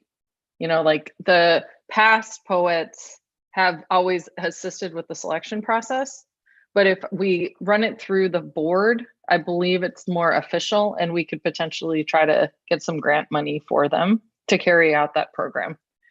So my suggestion would be that we bring that as a future agenda item next month. I just wanted to run that by you guys. Oh, I like that. It's a great idea.